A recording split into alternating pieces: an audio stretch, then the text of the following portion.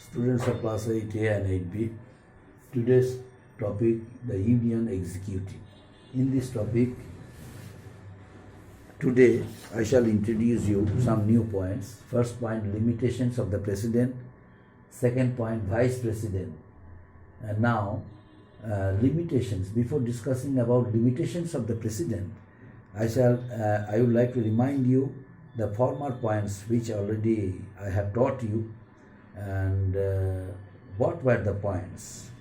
The points, as I discussed in my previous class, these points were: number one, qualifications of the President, term of office of the President, presidential election, powers of the President, different types of powers of the President, like legislative powers, military powers, diplomatic powers, and so these are the powers. Executive powers onwards. Executive powers, military powers, diplomatic powers, legislative powers, judicial powers, and emergency powers, and last of all, discretionary powers. These were the powers of the President of India, about which I discussed in my previous classes. Today, I am going to discuss about limitations of the President. The powers of the President are limited. The powers of the President are not unlimited. The powers of the President are limited but not unlimited. It is due to the reason the President can exercise power only after discussing it with the real executives, the Prime Minister and the Council of Ministers. That's why the President is known as nominal head of the country, not real head. One student came to know from me through my email, why is the President known as nominal head but not real head?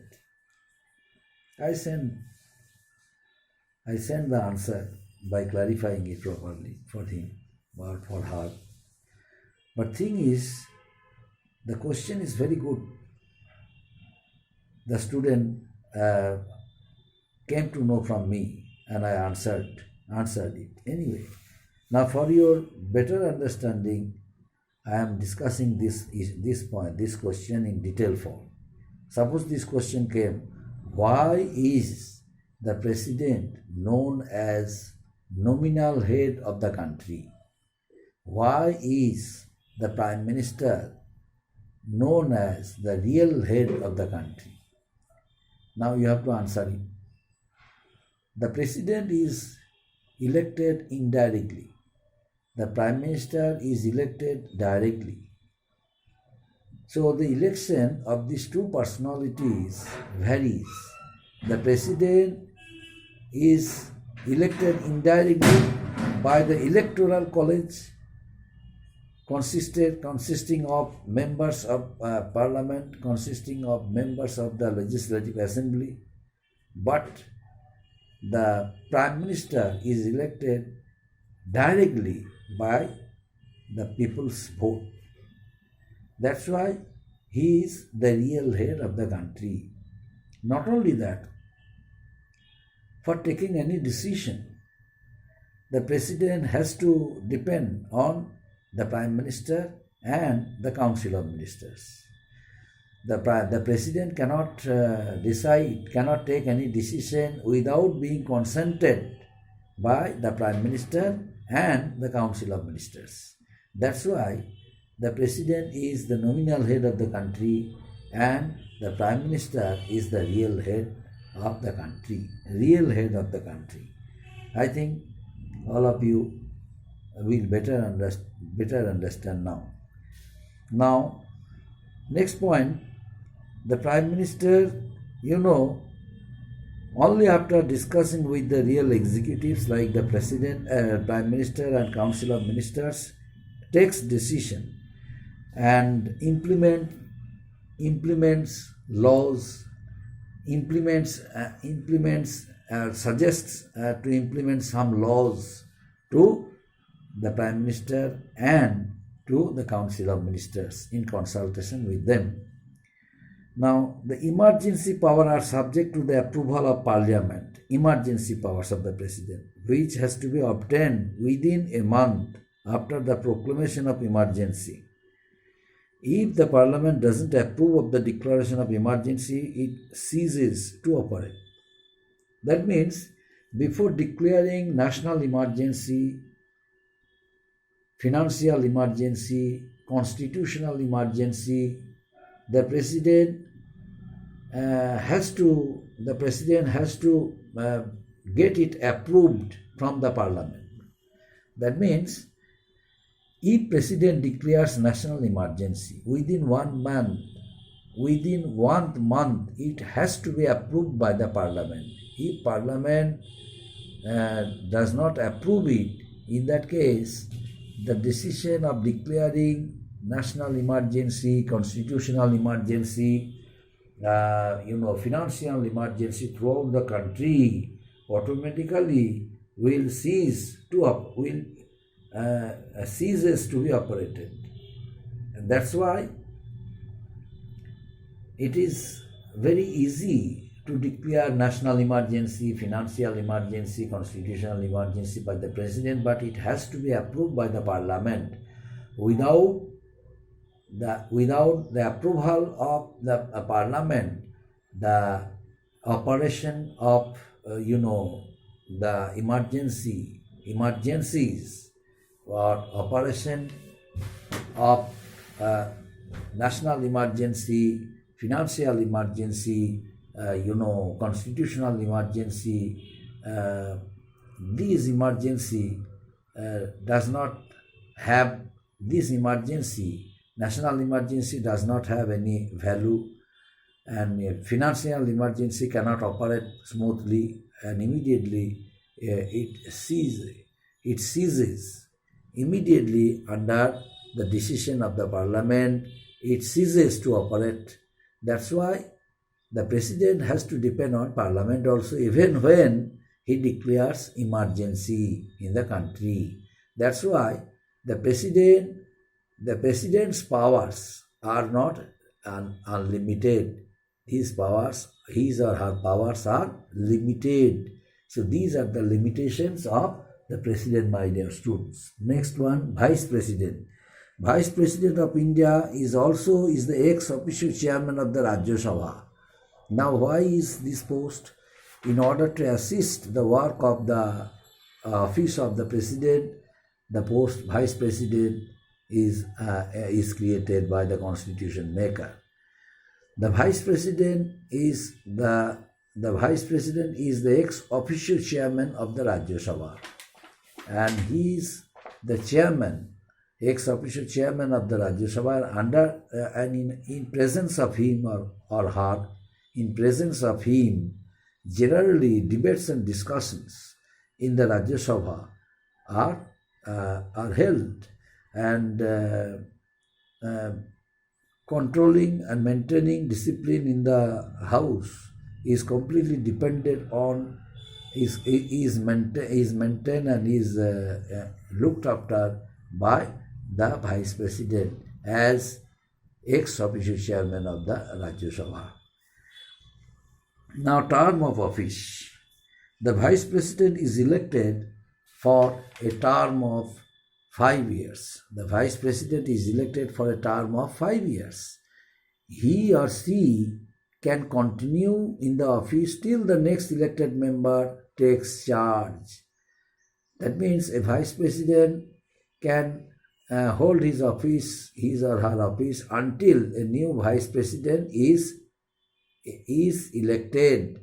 So, as soon as the new Vice President is elected, the former Vice President has to leave his office or her office, and the person as a Vice President can hold his office till 5 years. That means the tenure of his office is about 5 years. Now, powers and functions of the Vice President. Powers and functions of the Vice President. As the ex officio chairman of the Rajya Sabha, he or she regulates the proceedings of the House, as I mentioned earlier. He regulates the proceedings of the House, debates and discussions as the ex officio chairman of the Rajya Sabha. This is the most important work of the Vice President of India. Next, he or she decides upon the resolutions to be passed in the Rajya Sabha. Any resolution, suppose, is going to be passed in the Rajya Sabha, his consent is important. Finally, he consented. Until he is consenting, he is giving his consent to the bill or to it, the resolution cannot be passed in the Rajya Sabha.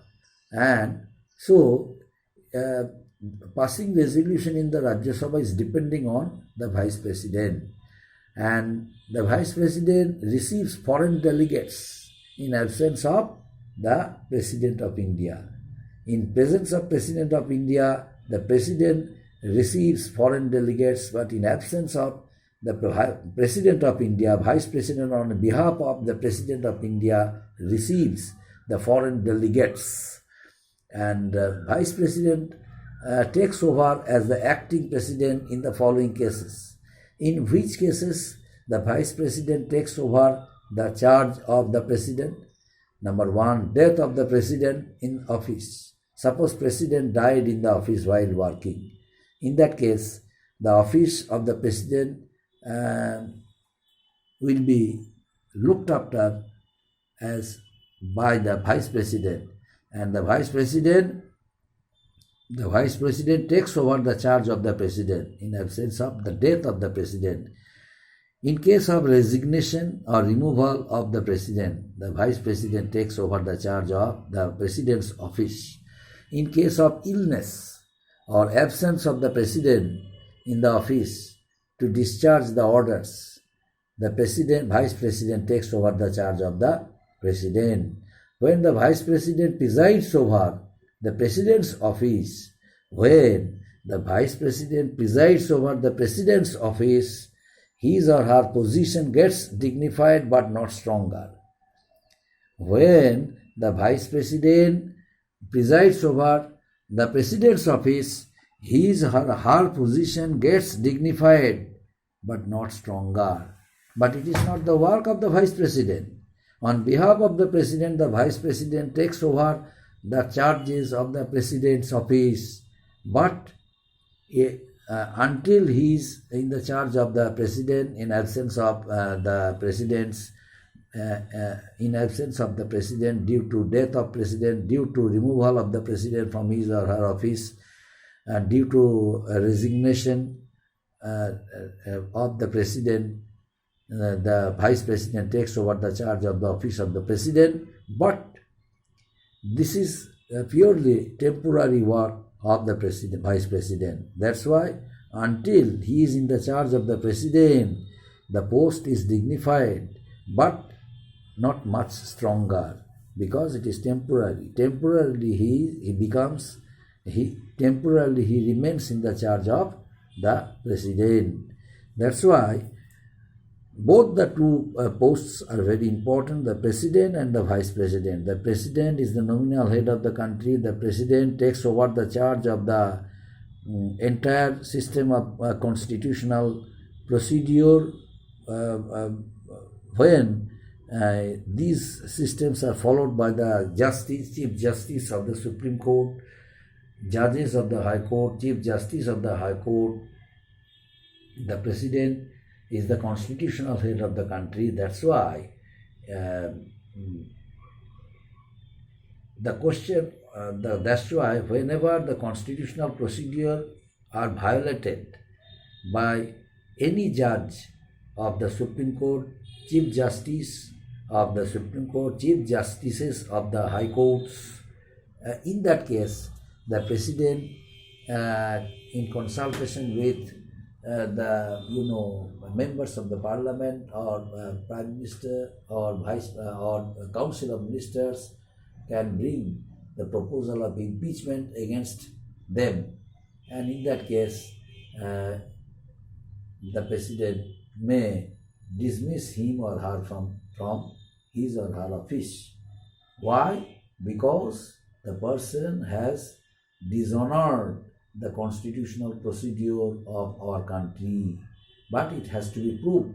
If the person fails to prove it, in that case the person is removed from his or her office by the president. That's why, my dear students, the role of the president is very important, as well as the role of the vice president also is important. The president is the constitutional head of the country, and the vice president is the ex officio chairman of the Rajya Sabha, looks after the debates, discussions, and the debates, discussions, and passes resolution in the Rajya Sabha. So up to this, thank you.